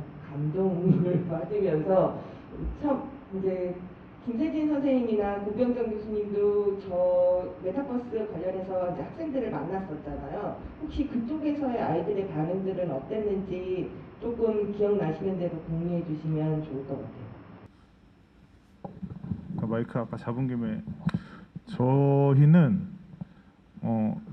사실 최종적으로는 저희도 무용 프로그램으로 가게 되더라고요. 근데 이제 저희는 본인이 직접 행위라기보다는 이제 거기에 있는 그러니까 움직임을 가지고 이제 음악에 맞춰서 공연을 짜는. 근데 이제 거기서 보여주는 게 아무래도 메타버스 자체가 시각에 많은 부분들을 의존하다 보니까 이제 움직임으로 가게 됐는데, 좋은 거는 아까 말씀드렸던 내가 표현할 수 없는 움직임을 거기서 하니까 되게 세련되고 좋다라는 이미지를 많이 받았었어요. 특히 아이들이 요즘에 아이돌 댄스라든가 그러니까 방송 댄스 이런 거 많이 보다 보니까 본인이 하고 싶어하는 댄스가 있고 아이돌 댄스가 있는데, 본인이 추면 그게 안 되는데 내 캐릭터가 추면 거기에 대한 이입을 하면서 되게 만족도가 높은 이런 형태가 좀 나왔던 것 같습니다. 네. 저도 이제 영화를 메타버스 플랫폼을 활용해서 제작할 때는 당연히 제가 교수자이기 때문에 학생들을 긍정적으로 받아들이죠. 저는 대학생 위주로 했고요. 그리고 학점을 또 받아야 되기 때문에 당연히 긍정적인 반응입니다. 그렇지만 이제 제가 냉정하게 생각하고 싶은 게 이런 거예요. 이제 메타버스라는 이 스티븐스 소설에서 나온 단어가 원래 하던 교육입니다. 원래 교보제에 있는 미러월드라든지, 미러월드라고 하면 당연히 줌 화상이라든지 복제된 세상이죠. 그리고 라이프 러닝도 마찬가지죠. 소셜미디어 기능으로 이미 트위터라든지 뭐 메타라든지 뭐 인스타그램에서 다 하고 있는 교보제입니다. 네, 말씀드려도. 그리고 또 뭐 VR, 버추얼 리얼리티 당연히 HMD 예전부터 있었고요. AR도 마찬가지입니다. AR 글래스도 25년에 이제 애플이 출시한다고 하는데 아직 상용화가 덜 된 상황이에요. 그러니까 이게 하드웨어적인 것부터 뭔가 아이폰처럼 획기적인 스마트 디바이스가 없는 이상은 이게 상용화되기는 조금 힘들다는 게 저의 기본적인 전제 조건입니다. 그래서 이게 지금 학생들한테 아까 박은배 선생님께서 말씀하셨어요. 학생들이 이제 초등학생, 특히 저학년 같은 경우는 이게 혼돈이 옵니다. 이제 리터러시적인 기능이 굉장히 약하기 때문에 근데 이게 진짜인지 가상인지 분간이 안 되는 그런 저학년들이 성장하는 시기에 굉장히 큰 영향을 미치거든요. 사실 영화에서도 영화 교육의 그 단점이었어요. 가만 생각해보면 영화 교육에서는요, 이제 영화 등급을 보면 이제 초등학교 저학년 영화들이 별로 없어요. 교육적으로 활용할 수 있는 영화 없고 다 19금 기본적으로. 그렇기 때문에 이게 시각 매체에 대한 교육은 굉장히 조심스러운 부분이 있습니다. 학생들이 영화 2D 교육을 받는 경우에도 과몰입을 해서 문제들이 언론에서도 나오시다시피 영상 매체로서 문제가 많이 나옵니다. 그렇기 때문에 이런 리터러시 교육이 전제가 되는 것은 기본이긴 합니다. 네. 그리고 이 하드웨어 기술도 어떻게 이걸 이 교보제를 교육공학적인 측면에서 어떻게 활용하느냐 이런 접근도 고민이 굉장히 필요하고요. 방금 말씀해 주셨는데 이게 메타버스를 위한 교육이 아니라 메타버스를 어떻게 하면 내 교육에 잘 적용을 시킬 건지에 대한 고민도 많이 필요하죠. 그래서 이제 저학년 16세 이전에 뭐 김정신 교수님께서 말씀하셨지만 16세 이전에 저학년 이제 성장하는 중학생 이런 친구들은 어쩌면 효과성이 있다고도 저는 있을지 모르겠다라는 생각은 해요. 그렇지만 이제 고학년으로 올라갈수록 이걸 어떻게 활용을 할지에 대한 거는 분명히 고민을 많이 해야 된다라고 생각을 합니다. 네, 그 박기부대 선생님하고 고병정 교수님께서는 이제 메타버스를 통한 교육에 대해서 이러이러한 부분들은 조금 더 문제가 있을 수 있으니 고려를 해야겠다라는 의견을 주셨어요. 그래서 요참에 서혜영 교수님하고 홍혜령 교수님께 여쭤보지 않을 수 없는 상황이 된 거죠. 두 교수님께서는 예비 교사를 양성하고 계시는 선생님들이시기 때문에 이 지점에 대해서 한번 의견을 여쭙고 싶습니다. 네, 안녕하세요. 저는 청주교대에서 그 초등 예비교사들을 상대로 무용교육을 지금 하고 있습니다. 그런데 제가 이제 하면서 느끼는 거는 보면 그 예술교육 관련 콘텐츠가 굉장히 부족하다는 거 평소에 많이 느끼고 있었는데 사실 이 자료를 보면서 그 메일로 보내주신 자료를 보면서 굉장히 저는 흐뭇했어요, 개인적으로. 그래서 많은 콘텐츠들이 굉장히 기발하고 아이디어가 막 너무 좋은 그런 콘텐츠들이 많이 생겨나고 있구나. 그러면서 굉장히 기쁘고 항상 지지해야 되겠다 이런 생각을 하고 있는데 메타버스와 관련해서는 사실은 이제 저희 학교에서도 사실은 그 코로나 때 학생들을 가르치면서 이렇게 그 강의에 많이 활용을 했었어요. 겟터타운을 이용해서 강의를 했는데 그때 느낀 게 뭐냐면 무용교육 같은 경우도 그러니까 인문학적인 그런 것을 통합적으로 해서 가르치는 것은 도움이 많이 되는데 이게 실질적으로 예술교육에서 그 추구하는 기본적인 어떤 대면을 통한 어떤 접촉을 통한 그런 그 근본 목적에 합당한가 이런 그 의구심이 들었고 어떻게 하면 이것이 가능할 것인가 하는 그런 반성을 계속하고 있었는데 이 자료를 보면서 이게 어느 정도 좀 가능할 수 있겠구나 하는 생각을 합니다. 그럼에도 불구하고 앞으로 이것이 온라인과 오프라인 이것이 적절하게 구현이 되면서 예술교육의 본래를 지향하는 점을 잃지 않는 그런 방법들이 조금 더 구체적으로 개발이 돼야 되지 않을까 하는 그런 생각을 하게 됐습니다. 네, 이상입니다. 네, 안녕하세요. 홍혜령입니다. 초등학생 대상으로 이제 메타버스를 사용해서 예술 수업을 진행해 본 적이 있는데요. 일단 오늘 발제를 해주신 선생님들의 어떤 프로젝트를 보니 이 메타버스 플랫폼 자체가 굉장히 매력적이고 움직임을 아이들이 더 좋아할 수 있을 만한 환경이 아주 잘 조성이 되었다고 생각이 들었습니다. 사실 제가 사용했던 메타버스 다른 플랫폼 같은 경우에는 예술을 지도하기에는 그렇게 적절하진 않았던 것 같아요.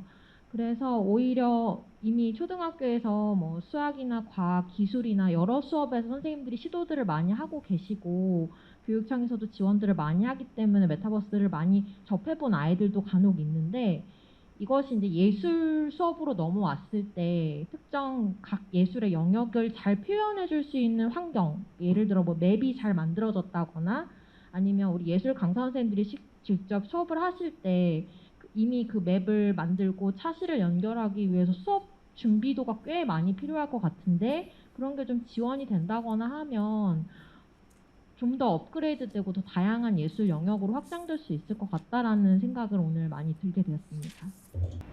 홍민정 교수님 말씀하셨듯이 그 VR을 기반한 게 진짜 이 메타버스에 접속한 그걸 체감할 수 있다고 하셨는데 그거에 있어서 두 가지 그냥 지금 선생님께서 말씀하시니까 생각이 든 거는 이렇게 해보니 이런 점 저런 점이 좋다는 것도 당연히 이제 본론적으로 얘기 들어오기 전에 해야 되는 거지만 아이디어를 좀 의견을 내셔서 어떠한 방식으로 또 지금 뭐가 필요하다고 말씀하셨고 예를 들면 메타버스에 접속을 했지만 제가 이제 뭐 혜택 수트 같은 걸 입어서 움직임 수업을 할 때 내 움직임을 모션 캡처가 이게 받아내는 게 아니라 교수자가 주는 신호를 입고 있는 이 옷의 진동이 와서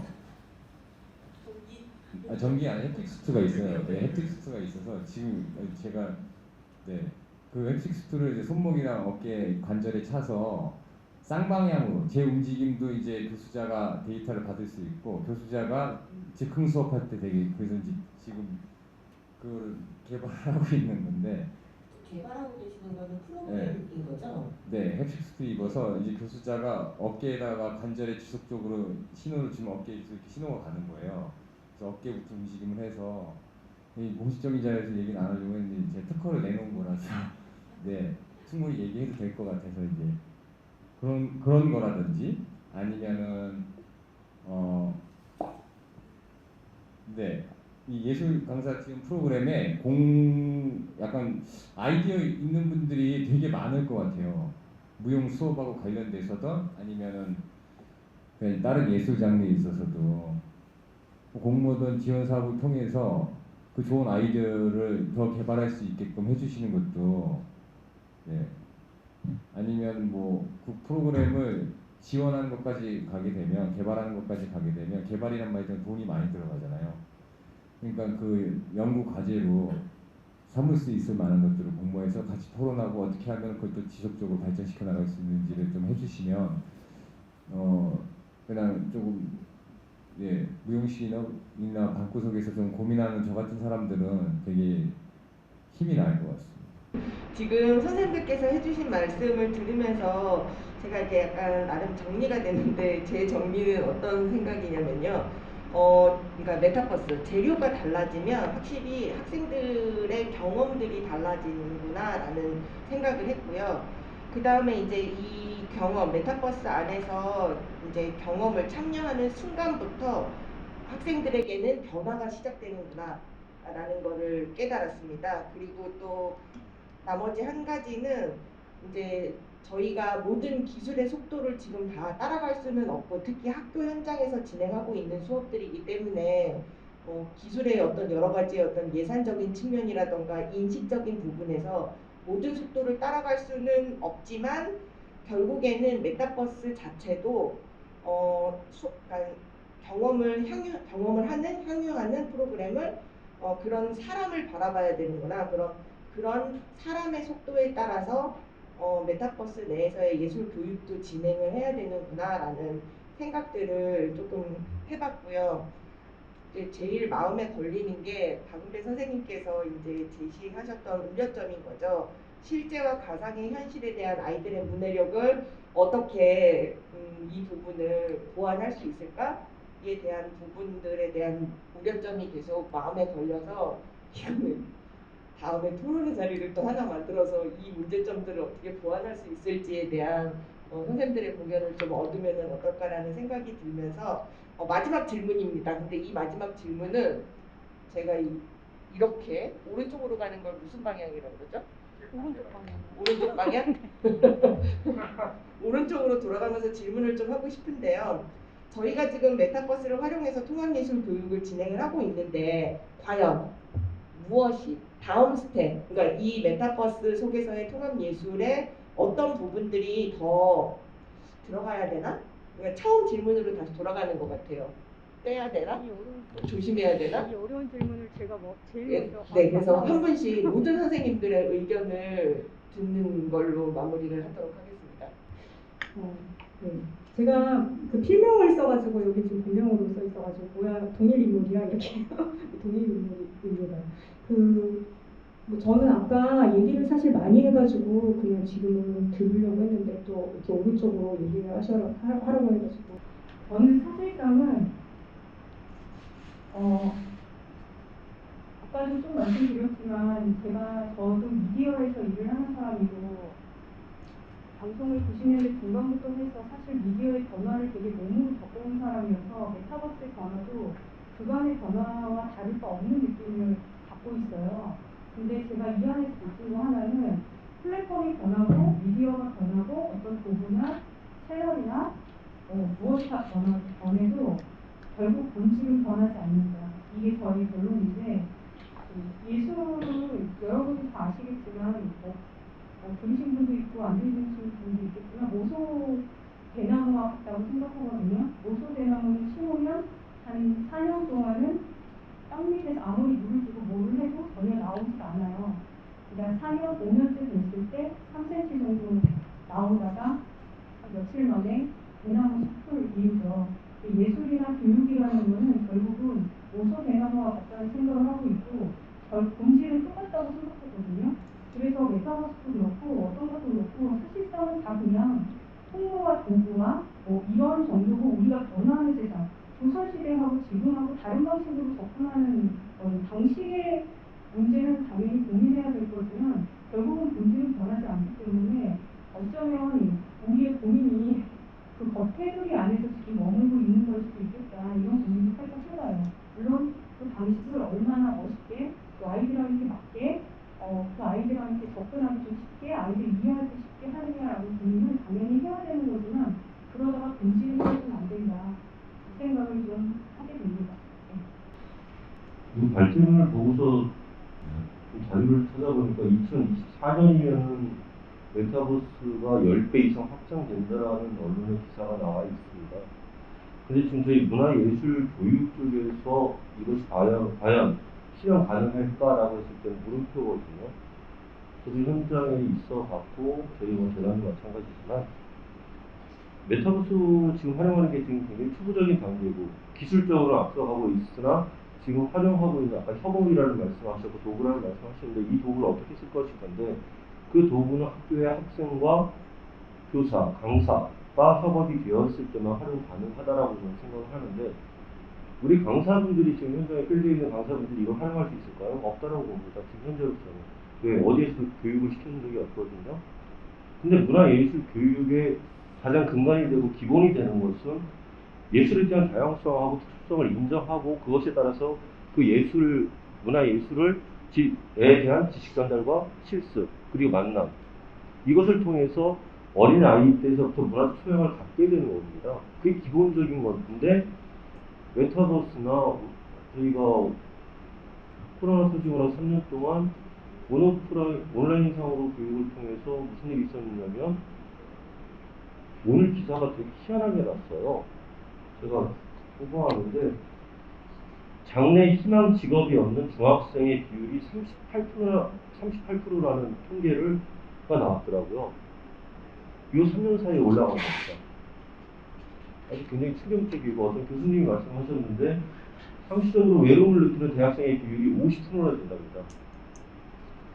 이것은 뭐냐면 문화예술 교육이 메타버스를 활용한다고 해도 될까요? 쉽지 않을 거라고 저는 생각을 하고요. 문화예술이 가지고 있는 근본적인 것은 만나서 느끼고 그것을 표현했을 때 그것이 이루어진다고 생각합니다.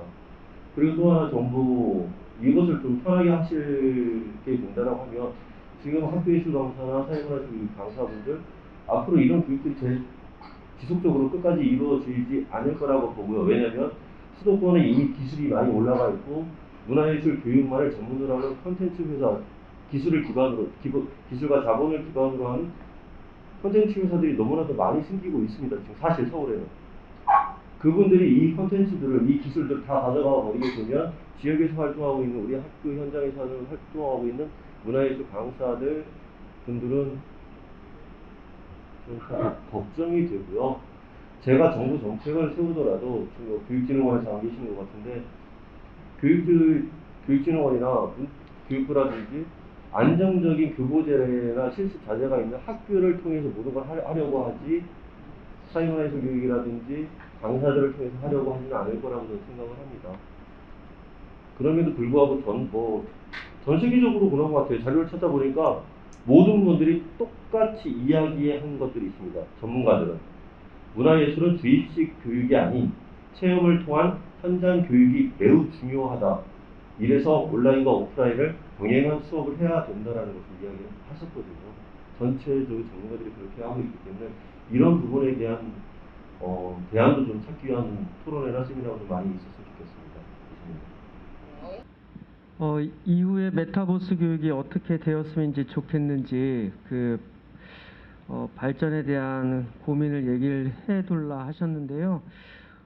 지금 이제 얘기를 이제 듣다 보니까 이게 저희 사회가 갖고 있는 가장 큰 문제가 중앙 집중화죠. 그래서 그 중앙 집중화를 이제 깨지 않으면 얘기하신 것처럼 뭐 지역의 그 예술 문화도 어떻게 보면 이제 초토화될 수가 있고 그렇게 되면 저희 이제 광현중학교 같은 이런 소규모 학교도 더 이제 그 열악한 상황이 될 수 있을 것 같고요. 그래서 지금 얘기를 들으면서 이제 드는 생각은 사실 이제 블렌디드 학습이 어떻게든 이제 정착을 해 나가는 과정이거든요. 그러니까 그 지역적인 한계를 극복하기 위해서 온라인 교육이 필요하고, 그 다음에 지금 얘기하신 것처럼 이제 대면해서 몸을 보고 그다음 몸으로 부대끼는 그런 직접 교수가 이제 필요하다고 하면 사실은 그런 이제 그 집중화된 콘텐츠를 기반으로 해서 지역에 있는 예술가 선생님들을 우리가 이제 예술 강사 사업을 이제 진행을 할 때 그걸 콘텐츠화해서 좀 이렇게 교수하는 그런 방법이 좀 필요하지 않을까라는 생각이 듭니다.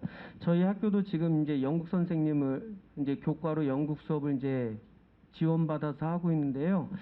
그러니까 작년에 이제 오셔서 수업했었던 영국 선생님과 올해 하시는 영국 선생님의 커리큘럼이 완전히 판이하게 다르거든요. 물론 학년이 달라졌지만 이게 뭔가 이제 그 통일적이고 그다음에 지속 가능한 그런 교육이어야 하려면 그 컨텐츠가 좀 어느 정도 이제 통일적으로 운영이 되는 것, 그리고 통일적으로 운영이 될 때 그런 제 메타버스도 좀 성공하지 않을까라는 생각을 좀 갖게 됐습니다. 네, 이상입니다. 이 원고 중에서 반려예술이라는 그 표현이 있더라고요. 그래서 제가 그거를 듣고서 굉장히 신박한 표현이다. 이게 반려견처럼 우리가 예술을 내가 즐기고 아끼고 재미있게 항상 옆에 두고 싶은 그런 예술을 만드는 그런 작업들을 하면 참 좋겠다 그런 생각을 했고요. 그러기 위해서는 뭐 여기 지금 있으신 그 예술 작업을 하시는 분들, 예술 강사 선생님들이 그런 자기만의 어떤 컨텐츠를 만들기 위한 노력을 계속 해야 될 것 같아요. 그래서 지금도 잘하고 계시지만 앞으로 충북의 문화예술 교육을 위한 그런 그 지금과 같은 작업들 계속 지원하고 응원하겠습니다. 네. 저는 개인적으로 저희 아이가 저를 통해서 이제 메타버스 플랫폼을 경험을 했는데요. 아이는 학교에서 좀 친구 사귀는 걸 조금 힘들어해요. 그런데 이 가상 세계에서는 이제 그 메타버스 플랫폼에서 본인의 이름이 언급이 되고 무대 위에 올라가고 또 참여를 하고 하면서 너무 즐거워하는 모습을 보면서 이게 정말 오프라인에서 인싸, 아싸 이런 것과 상관없이 이 순간만은 정말 동등하게 즐기는구나, 즐길 수 있구나 이런 기회를 얻을 수 있는 게 참 좋아 보이더라고요. 그래서 그런 오프라인에서 이런 기회를 갖지 못하는 아이들도 이런 기회를 아싸, 인싸 상관없이 동등하게 한번 주어지는 건 또 어떨까 그런 생각이 들고요. 그리고 이 메타버스 교육 이걸 누가 진행하느냐 또 교육 구성이 어떻게 되느냐 전 정말 중요한 것 같아요. 그래서 그 교육 프로그램 같은 것들, 그러니까 강사님들, 그 학교에 있는 선생님들을 교육하는 강사님도 저는 좀 필요하다고 생각이 합니다.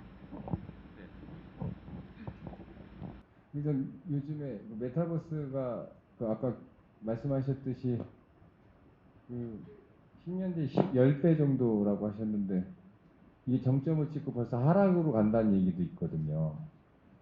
그리고 우리나라가 유난히 메타버스 열광하고 있고 해외에서는 별 반응이 없는데 그러다 보니까 이런 과제하는 거에 있어서나 사람들 얘기해 보면 이제 아날로그로 찾는 거예요. 다시 아이들 수업 개발할 때 흙 만지는 거, 놀이하는 거 그게 이제 다시 돌아가는 시대인 거죠. 옛날 복고바지가 다시 유행했듯이 물론 똑같은 형태는 아니지만 그것도 한번 고민을 해봐야 될 것 같고요.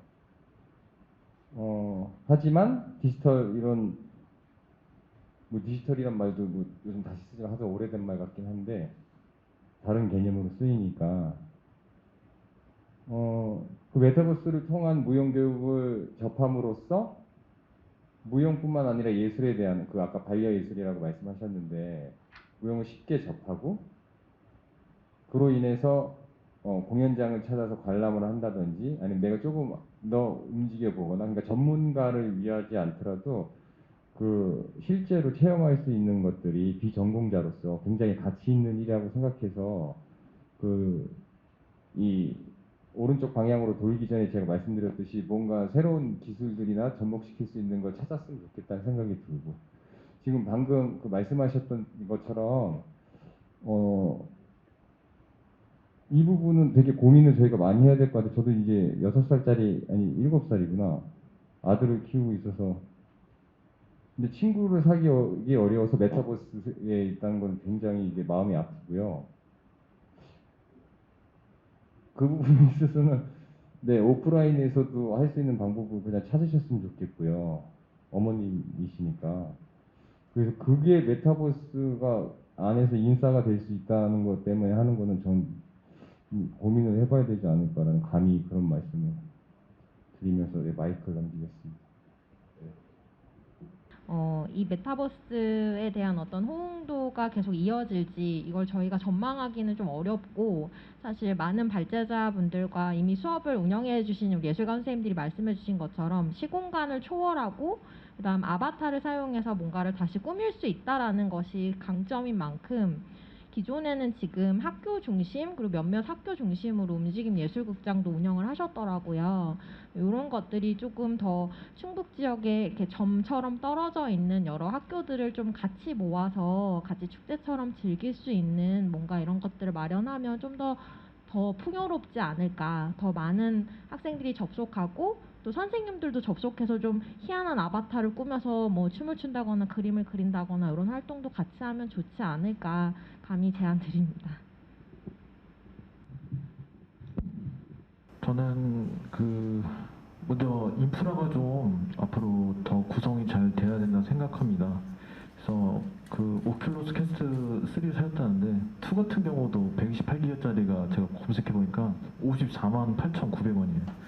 그리고 태블릿이 역시 고가의 제품이고 현장에서는 사실 그 유지 보수 비용을 생각하고 또 그만한 관심이 없으면 교사들이 접근하기 어렵거든요.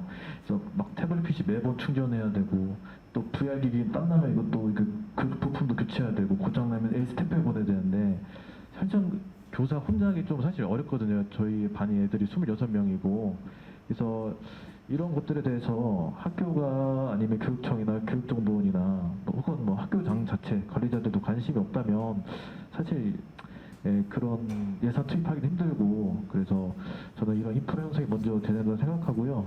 그 다음에 두 번째로 생각이 든 게, 어쨌든 이 가상현실 세계에 접속하면 다음에는 이제 장점은 시간적 물리적 그런 제약을 벗어나서 해외 다른 공연을 볼 수도 있고, 학생들이 또는 그 참여자들이 또 접속하는 참여자가 그 또 다른 즉 아바타로 좀 더 자유롭게 관객이 반응할 수 있다는 장점이 있어서, 이런 것들이 결국은 예술 교육에서의 능동성도 이끌어낼 수 있다 생각하거든요.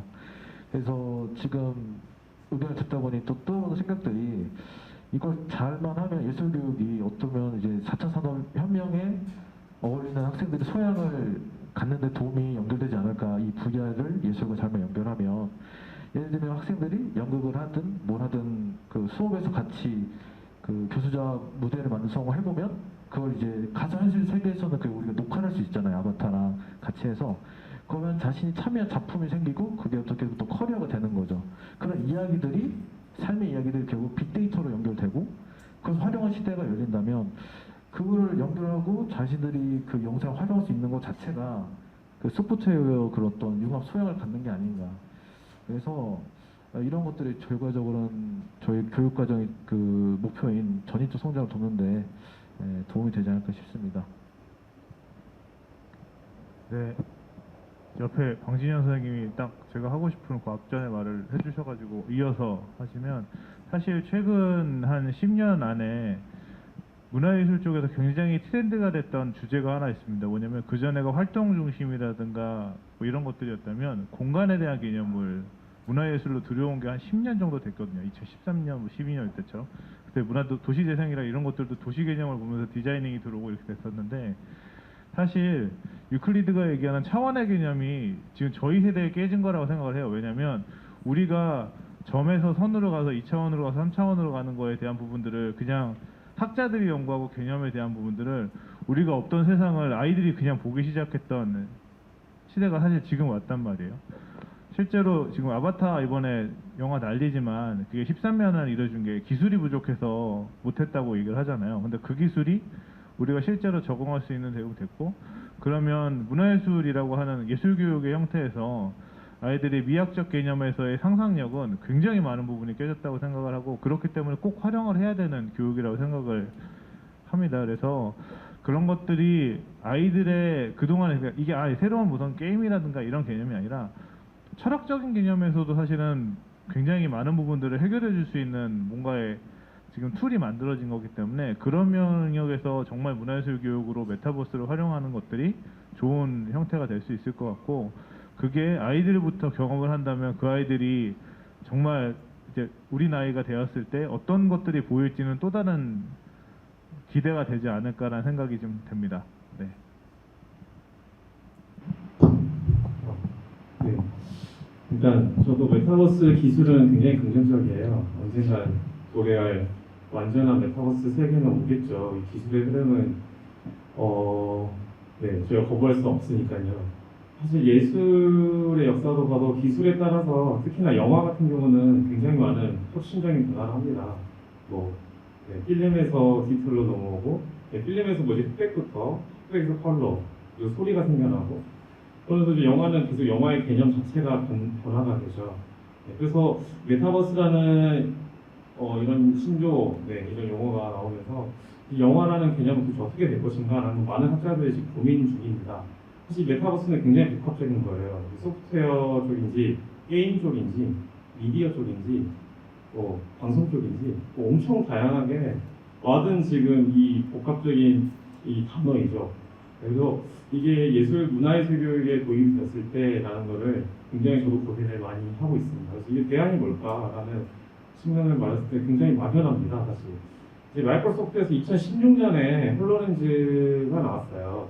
2016년에요. AR을 쓰죠. 굉장히 유튜브에서 시험 검색해보면 진짜 엄청나요. 엄청 리얼하고.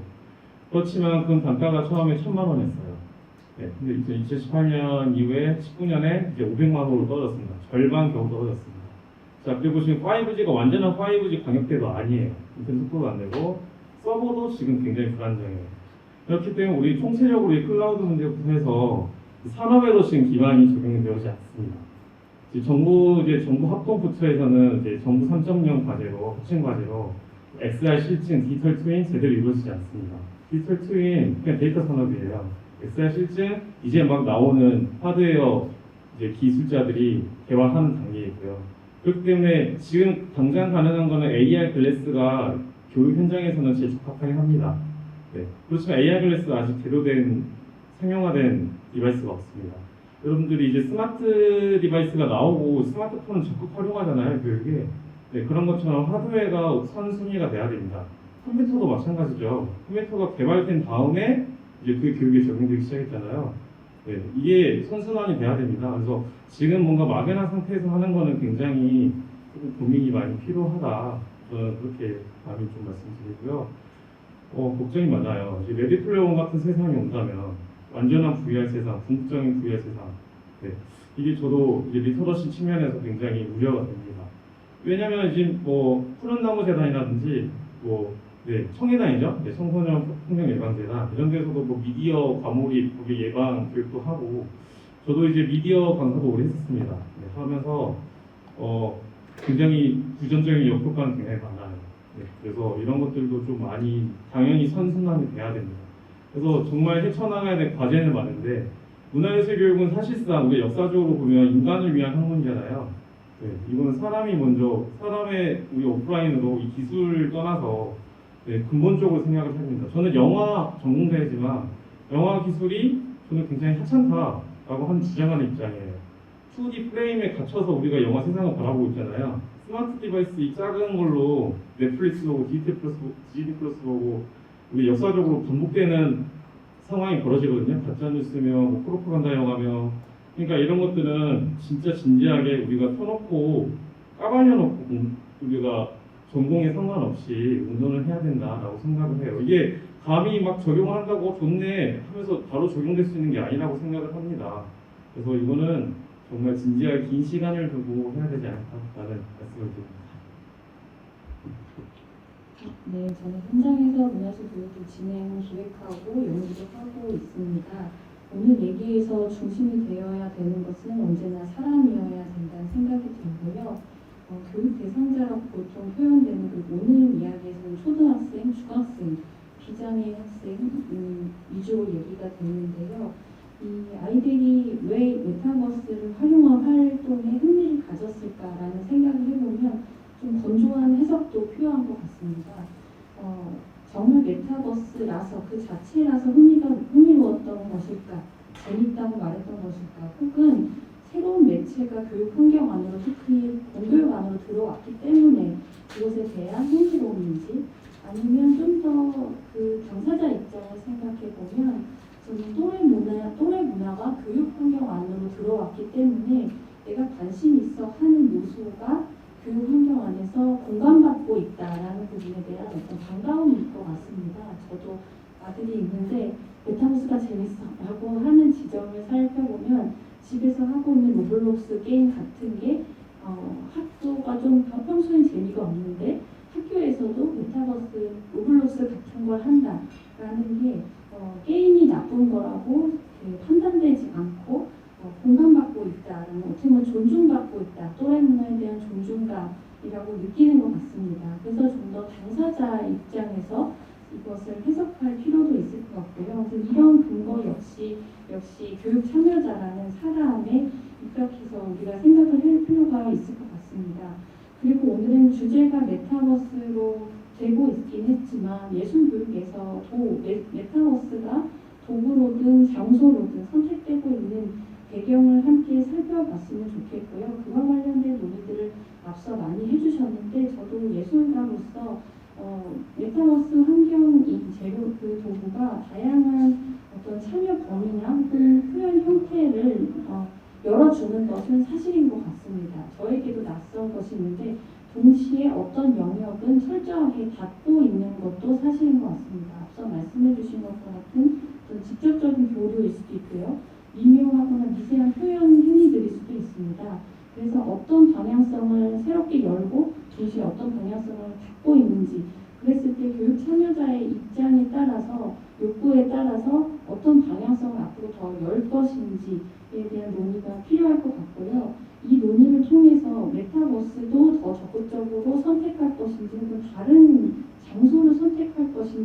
단계로 나아가야 될 것 같습니다.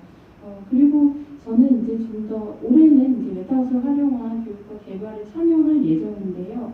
그 전에는 좀 더 일반적인 오프라인에서의 활동들을 많이 해왔어요. 근데 큰 차이를 상상해 보면 현장에서 제가 많은 활동을 하도록 동력과 의지를 이끌어줬던 것은 잘 참여하지 않는 학생 혹은 알 수 없는 표현 행위를 하는 사람, 미묘한 눈빛 뭐 이런 것들이었어요. 근데 이제 메타버스 환경 안에서는 그런 사람의 개별성을 발견하거나 포착하기가 좀 어렵습니다.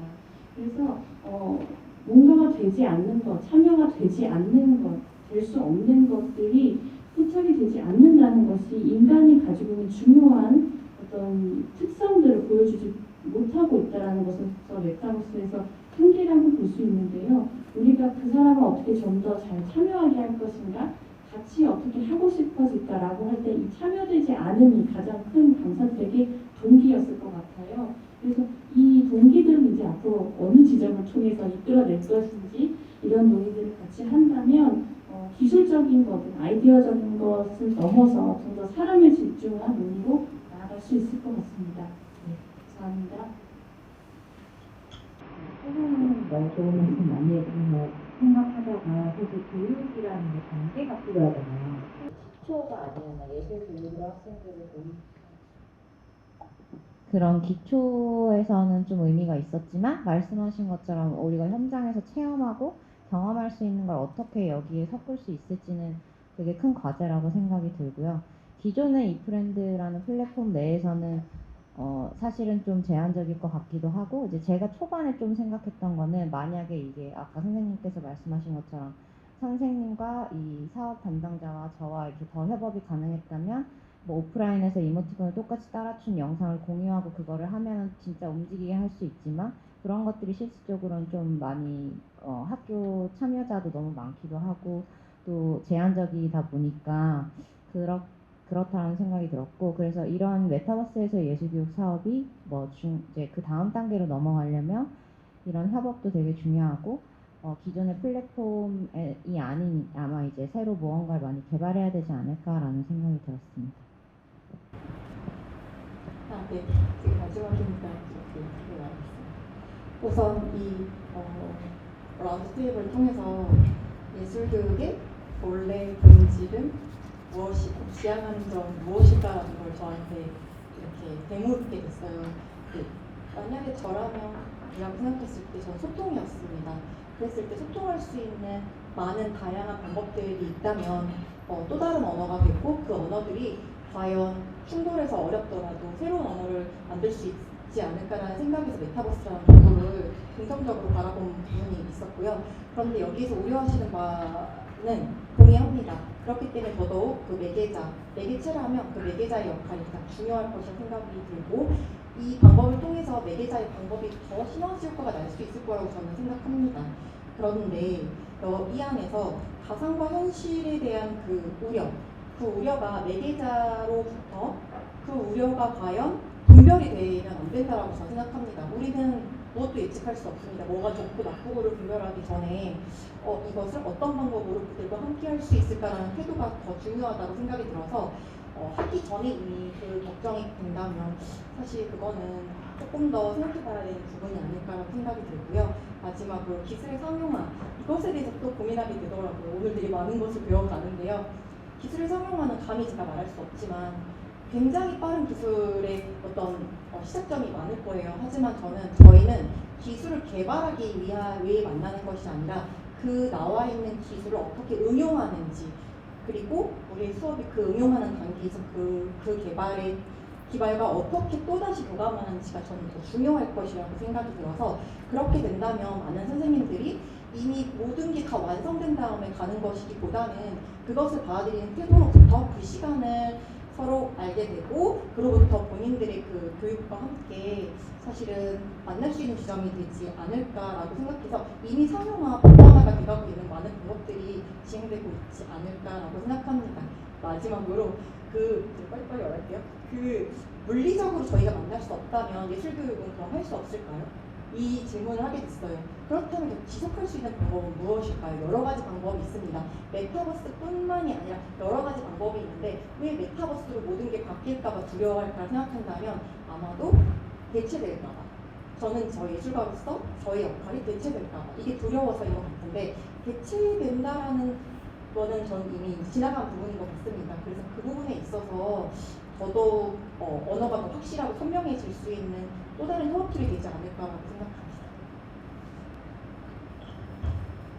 예, 김명식 교수님. 말씀하시기 전에 아이들과의 뭐 대화처럼 우리 어른들이 떠들 게 죄송합니다. 어른들이 이야기할 게 아니라 아이들 앉혀놓고 같이 식사도 하고 게임도 하고 놀면서 진짜 얘네들이 메타버스 원하는지 아니면 실제 무용 수업을 원하는지 둘 다 원하는지 그거는 아이들 입장에서 보면 될 것 같고요. 메타버스가 그리고 말씀하셨듯이 고병정 교수님이 말씀하셨듯이 100년 뒤에 200년 뒤에는 지금 우리 메타버스 시스템이 엄청 웃길 거예요. 그 당시에 뭐 100년이 500년일 수도 있죠. 지구가 네, 6번째 멸종을 맞이하지 않는다면 그 사이에 되게 우스운 기술이겠는데 물론 해야 돼요. 그래서 지금부터 이걸 해서 발전이 되겠죠. 안 하면 발전이 안 되겠지만 그 소통에 있어서 아이들과의 시간을 마련하는 것도 굉장히 우리가 우선적으로 해야 되는 것이 아닌가라는 생각을 하면서 빨리 마치겠습니다. 감사합니다. 네. 많은 선생님들께서 이 기술을 접목한 문화예술 교육에 대해서 긍정적인 어떤 의견도 내주시고 또 우려나 고민점들도 많이 말씀해 주셨어요. 선생님들 해주신 말씀을 들으면서 이런 생각을 감히 해봅니다. 제가 하는 여러 가지 일 중에 제가 포기 못하는 직업이 예술가이거든요. 예술 활동인데 예술가의 입장으로 봤을 때 이 메타버스라는 교보제 또는 재료들은 저한테 있어서는 되게 나름 새로운 어떤 것들을 움직임을 또는 새로운 예술의 형태를 발굴할 수 있는 어떤 수단으로 느껴졌었습니다. 그래서 어떤 생각을 하냐면 학교 교육이라서 조금 조심스러운 발언이기는 한데 예술과 기술과 교육 사이에서 저희가 지금 고민하고 있는 부분들은 어떤 지속적인 어떤 실험이 되지 않을까? 지속적인 어떤 예술 활동이 되지 않을까라는 생각을 하게 되면서 마지막으로 이런 말씀을 드리고 싶습니다. 새로운 기술에 대한 열린 사고 그리고 이런 것들을 수용하는 태도 그 다음에 예술가적인 어떤 마음을 가지고 호기심 어린 도전 그 다음에 탐구 정신 이런 것들로 메타버스로 진행되고 있는 통합예술 교육을 마주하는 그런 마음가짐을 가지고 23년도에 열심히 준비해 보도록 하겠습니다. 그러면 오늘 긴 시간 토론해 주셔서 감사하고요. 곧 22년도가 며칠 안 남았습니다. 모두 다 가정 내에 평안하시고 행복하시고 건강하시길 바라겠습니다. 감사합니다.